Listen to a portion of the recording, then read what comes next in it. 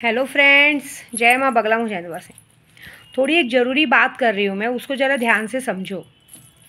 आप लोग के लिए बहुत जानना ज़रूरी है, क्योंकि आप लोग जो भी जिससे पूजा पाठ करवाते हो, तो आप लोगों के लिए बहुत ज़रूरी है कि आप पूजा पाठ करवाते हो या किसी भी मंदिर मस्जिद में जाके आप पैसे दान धर्म करते हो, तो उसके बाद अगर आप किसी पे ब्लेम करते हो तो बहुत बड़ी बात हो जाती है। पहले मैं एक छोटी सी बात बताती हूँ। आज से 8-10 साल पहले एक आदमी ने ऐसे ही किया था। पहले मुझे मारण क्रिया पूछा, मैं कोलकाता में थी उस वक्त। पहले मुझे मारण क्रिया पूछा कि मारण क्रिया कैसे होता है, जो कि मैंने उससे कहा भाई 30,000 लगता है। लेकिन प्रॉपरली बात सुनते बगैर उसने मेरी वॉइस रिकॉर्डिंग की और वॉइस रिकॉर्डिंग को उसने यूट्यूब पे डाल दिया, क्योंकि उसको खुद को फेमस होना था। आगे जाके ऐसा हुआ कि उसका नामो निशान मिट गया। आज की तारीख में वो हर एक पैसों के लिए मोहताज है। जिस तरह से आगे बढ़ना था पढ़ नहीं पाया। फिर एक बार एक बंदे ने ऐसे ही मुझसे पूजे का काम करवाया। उसके बाद मैंने उसको बल्कि अपने ऑफिस तक बुलाया। बहुत सारे लोग बोलते हैं ना, मैम आप मिलते क्यों नहीं हो। मैंने बुलाया, किया, उसका पैसा जो था उसने बोला नहीं हो रहा है काम, तो मुझे मेरा पैसा वापस कर दो। ईमानदारी से मैंने उसके पैसे वापस करने गए। लेकिन उस वक्त कैसा था ना, मैं नशे की दुनिया में थी, लोगों ने मुझे नशे में डाल दिया था। तो उसका पैसा देने में लेट हो गया, तो मैंने उसको चेक पेमेंट करवा दिया था, जो चेक उस तक पहुँच गया था।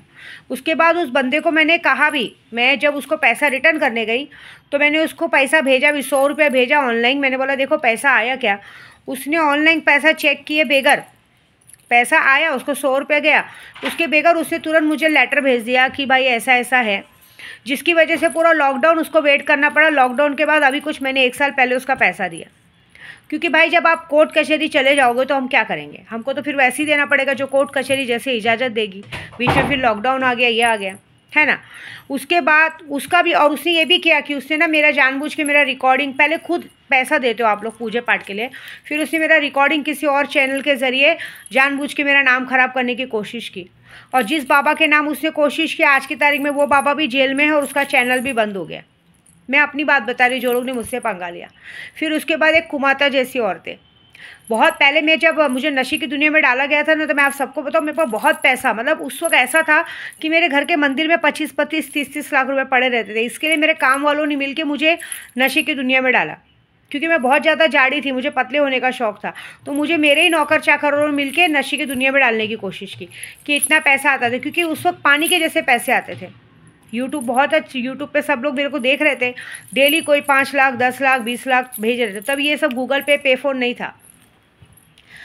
तब मैं आपको बता रही हूँ, तब एक कुमाता जैसी औरतों ने मेरे पीछे आदमी छोड़ दिए, क्योंकि उन लोगों को आदत थी जब देखो मुंह उठा के पैसे मांगना, लाखों करोड़ों का कर्जा करके रखना, मुझसे पैसे मांगते थे। तो मैं, भाई एक इंसान की एक कैपेसिटी होती है, मैं पैसा देते देते थक गई थी। और पैसा देने के साथ साथ वो लोग जादू करने कराते थे, तो भी मैंने उन्हें 3-4 साल माफ़ किया। उन लोग ने मेरे पीछे आदमी छोड़े मारने के लिए, फिर भी मैंने अपने आप को बस ठीक किया।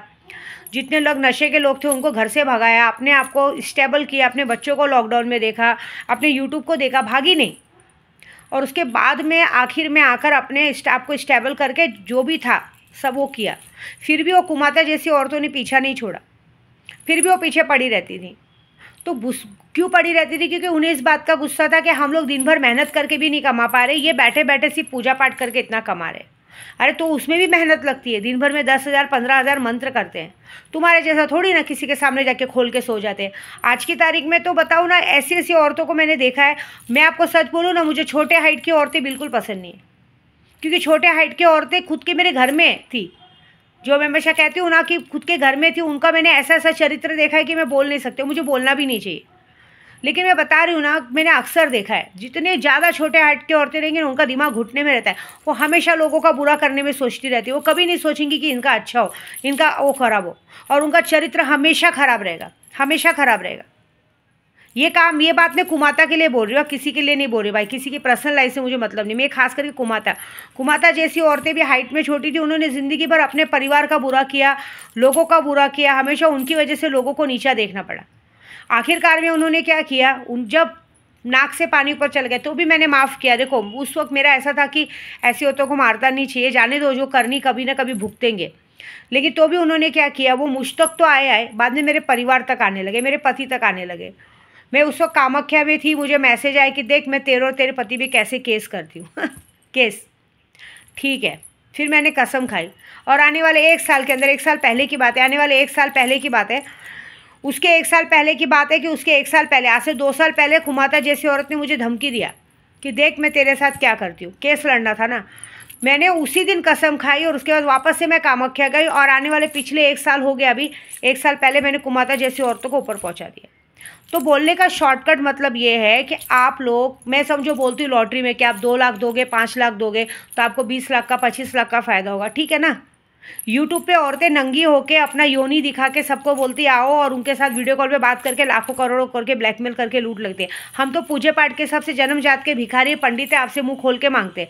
आपकी इच्छा होनी चाहिए ना, आप छोटे बच्चे तो हो नहीं, क्या मैं आपका माइंड डाइवर्ट करके आपसे पैसे ले लूँगी? ये बताओ पहले आप लोग मारण मोहन वशीकरण या जो भी लॉटरी में पैसे डालते हो आपकी खुद की मर्जी से डालते हो, लेकिन एक बात याद रखो, विद्या देवी के पास जो पैसा है ना वो पैसा कभी नहीं डूबेगा। भले मेरे पास पैसा साल भर पड़ा रहे, 6 महीना पड़ा रहे, 2 साल पड़ा रहे, पैसे नहीं डूबेंगे। वो पैसे आपको सही सलामत लॉटरी के नहीं मिले तो आपके पैसे आपको मिलेंगे। लेकिन आप लोग पहले खुद आते हो, खुद आप लोग पहले कोई भी पूजे में पैसा डालते हो, मैं ही नहीं किसी भी पंडित से, आप पूजे में पैसे डालते हो और उसके बाद उसे धमकी लेके उससे पैसा लेते हो। पहली बात तो आपको पूजे में पैसा डालने के बाद पूजे का पैसा मिलता नहीं, वो उसकी उम्मीद नहीं रखनी चाहिए। चलो लॉटरी वॉटरी में आपने पैसा डाला तो मैं तो अच्छा करने को देख रही थी ना। तो अगर मैं आप डाल रहे हो और उसके बाद आप ब्लेम डालोगे कि इन्होंने हमें फंसाया, ये साध्वी है, माता जी है, अरे तो अगर आपको लग रहा है ये माता जी साध्वी तो आपको मुझ पर भरोसा करके डालना नहीं चाहिए। आप छोटे बच्चे नहीं हो, आप लोग ये गलती करोगे और उसके बाद चलो एक बात बताती हूँ, चलो आपने हम पर हमारा नाम ख़राब किया, हमको नाम ख़राब करने की धमकी दे के अपना पैसा वापस ले लिया, ठीक है। हमारा अकाउंट फ्रीज करा रही, अपना पैसा ले लिया, ठीक है। हमने आपका पैसा दे दिया क्योंकि हमारा कैसा है, पैसों की बात पैसों से ख़त्म करनी है, ओके ठीक है।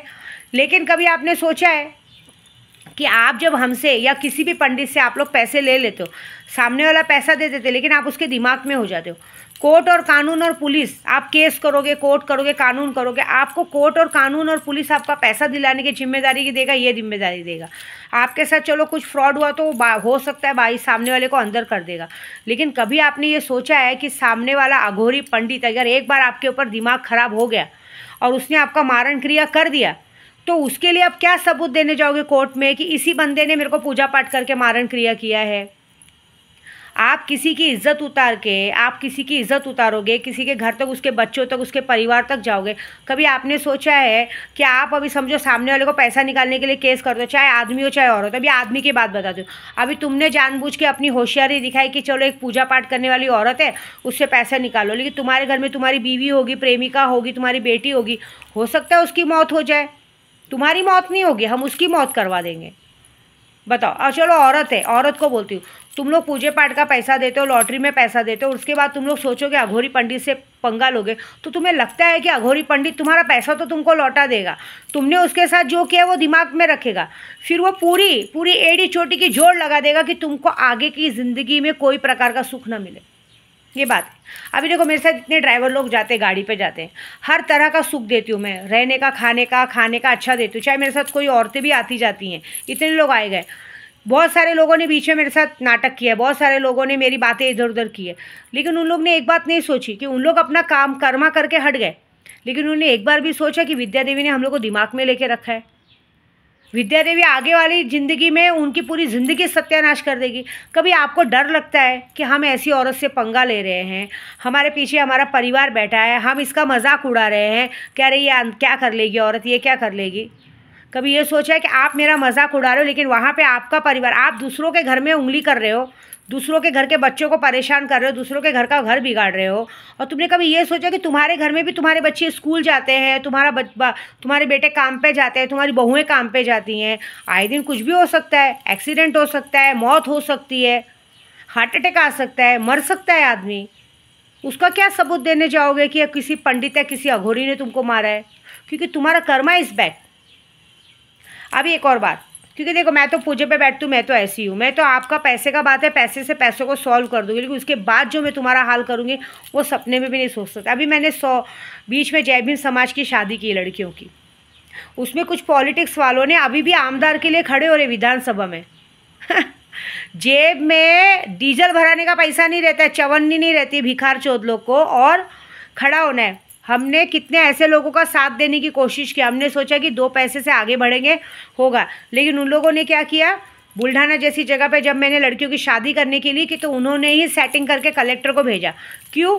क्योंकि उनको अपनी माँ चुदाने के लिए पैसा चाहिए था, भड़वे लोगों को, है ना। इलेक्शन में लड़ने के लिए, खड़े होने के लिए पैसा चाहिए था।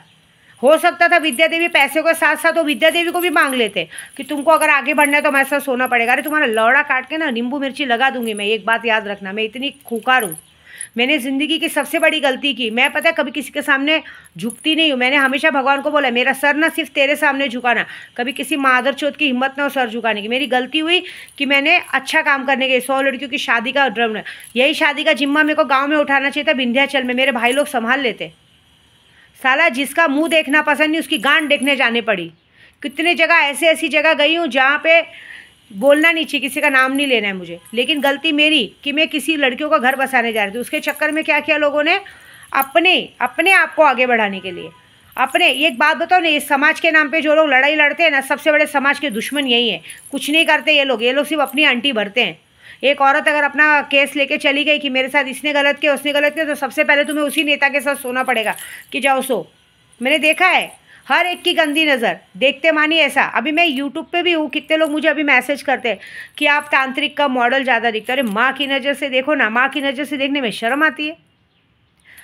तो सीधी बात है, तुम लोग क्या लगता है तुमने मेरा शादी बिगाड़ने की कोशिश की, बिगड़ा नहीं। वो सैलानी है, सैलानी दरबार में उनका न्याय बहुत अलग है। मैंने वही बोला है, इस दरबार में मैंने शादी रखी थी बाबा, और जितने लोगों ने यहाँ पे लड़कियों के, वहाँ पे 25 लड़कियों का नाम लिखा था, 10 की जगह 25 लड़कियों का घर बसता, 25 लड़कियों को सामान मिलता।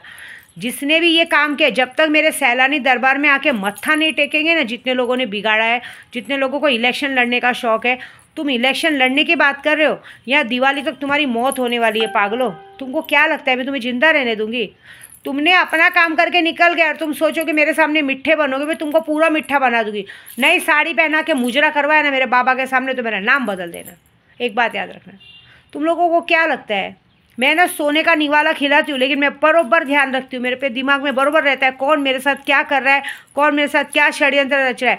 आपको क्या लगता है वाक्य सिद्धि नहीं किया है, कर्ण पिचासनी सिद्ध की है। सामने वाला कहाँ, अगर आप समझो मेरे बारे में कहीं बात भी कर रहे हो, अभी जैसे अभी मेरे बारे में कहीं गॉसिप भी चल रही है, वो गॉसिप भी मेरे को आके जिन्नात बताएगा, ये पूरा डिटेल बताएगा, ये बात हुई है। शादी में मैंने इतने लोगों को लाया, अपनी बहन बना के, ये बना के, वो बना के। क्या किया उन लोगों ने? मेरी माँ चोदने को देखे, शादी बिगाड़ने को देखे। तुम्हें क्या लगता है ज़िंदगी में तुम्हारी घर की बेटियों की कभी शादी होगी? तुम्हारे घर में कभी अच्छा होगा? तुम लोगों ने, जितने लोगों ने पाप किया है ना, उतने लोगों की सज़ा दूंगी। इसीलिए मैंने 1.25 महीने का प्रण लिया। तुम्हारी वजह से मैं जितने लड़कियों का घर बसने से रुका है, उनकी सज़ा मिलेगी। तुम्हारी वजह से जितना विद्या देवी का नाम खराब हुआ है, उतना तुमको सज़ा मिलेगी। तुम लोग एक अघोरी से पंगा लेके बाजू हट जाते हो, लेकिन कभी तुमने सोचा है जब अघोरी अपनी औकात पे आएगा तो तुम्हारा क्या करेगा? तुम अपना पैसा लेके बाजू हट जाओगे। तुम केस लड़ना है ना, लड़ो। तुम्हारा केस ऊपर जाके लड़ना। अब तुम जितने लोगों ने केस पुलिस की है ना, माँ बगलामुखी की कसम, अगर नहीं तुम लोगों को ऊपर भेजा ना तो विद्या देवी नाम की नहीं। ये बात याद रखना। हमारे गोराई में भी नशा बिकता है, दिन दहाड़े नशा बेचते हैं। हमारे पुलिस वालों को उतनी फिक्र नहीं कि उनको आके पकड़े, लेकिन अंधा सा झूठा लेटर और कैसे बड़े लोग को फंसाना, कैसे तुम लोगों को जितने लोग हैं, पूरे देश की बात बता रहे, जितने देश में पुलिस लोग जिस तरह का हराम का पैसा खाते हैं ना, और उस हराम के पैसे को ले जाके अपने बच्चों को खिलाते ना, एक बात याद रखना, ये आने वाली दिवाली तक जिसने जो भी गलत काम किया है ना, उसके घर में मौतें होंगी। याद रखेंगे विद्या देवी को। मैं भी महाकाल की पुजारी, बहुत सारे लोग स्टेटस रखते हैं जय महाकाल जय महाकाल। हम महाकाल वालों से पंगा लेते हो? कौन है हम? महाकाल की नगरी के हैं। मैं जाती हूँ ना महाकाल में, लोग मेरा पैर पड़ते हैं। मसानी मेलड़ी सिद्ध किया है मैंने, उज्जैन की मसानी मेलड़ी सिद्ध है। आज मसानी मेलड़ी का दिन है, आज मैंने मंगल माँ का रूप लिया है। और एक बात याद रखना, आज के दिन मैं बता रही हूँ, जितने लोगों ने पाप किया ना उनको सांप दिखेगा। हो सकता है आपके घर में कुछ अनहोनी हो, तो इसलिए बोल रही हूँ, पूजा नहीं देना है मत दो, अपने घर में रखो, लेकिन ज़बरदस्ती किसी भी पंडित अघोरी से पंगा मत लो, नहीं तो तुम्हारी 7 पीढ़ी बिगाड़ देगी। ये बात याद रखना। तुम्हारे लिए अपना बोलने वाला कोई नहीं रहेगा, तुम्हें पप्पा बुलाने वाला कोई नहीं रहेगा, तुम्हें मम्मी बुलाने वाला कोई नहीं रहेगा, तुम्हें खाना परोसने वाली बीवी नहीं रहेगी, तुम्हें कमा के देने वाला पति नहीं रहेगा, तुम्हें प्यार से सहलाने वाले तुम्हारे माँ बाप नहीं रहेंगे। घर में तुम्हारा कोई अपना नहीं बचेगा जब तुम अघोरी से पंगा लोगे। तो एक बात याद रखना, रोड पे भीख मांगने की नौबत आ जाएगी। एक वक्त ऐसा होगा कि लोगों को पैसा फेंक के मारते रहोगे, लेकिन हम ऐसा वक्त लाएंगे कि तुमको 1 रुपये के लिए मोहताजी हो जाएगी। तुमको उसी तरह से सैलानी दरबार में बैठ के जो लोग भीख मांग के खाते हैं ना, वैसे भीख मिली हुई भीख मिला हुआ खाना खाना पड़ेगा। ये मेरा वादा है, इसलिए बोल रही हूँ। काम कराने कराओ, नहीं कराने मत कराओ। छोटे बच्चे नहीं हो कि तुम्हारे मुँह में दूध की बॉटल डाल के विद्या देवी तुमसे पैसा लेती है। और अभी मज़ा तो देखो, अभी तो कुछ लोगों की बहुत बैंड बजनी है। अभी कल रात की मज़ा देखो, जो होगा तुम्हारे साथ बहुत गंदा होगा, ये बात पक्का है। अगर मैंने नहीं तुम लोगों को भीख मंगवाने बिठवाया ना तो मेरा नाम बदल देना बस। देखो मज़ा में क्या करती हूँ।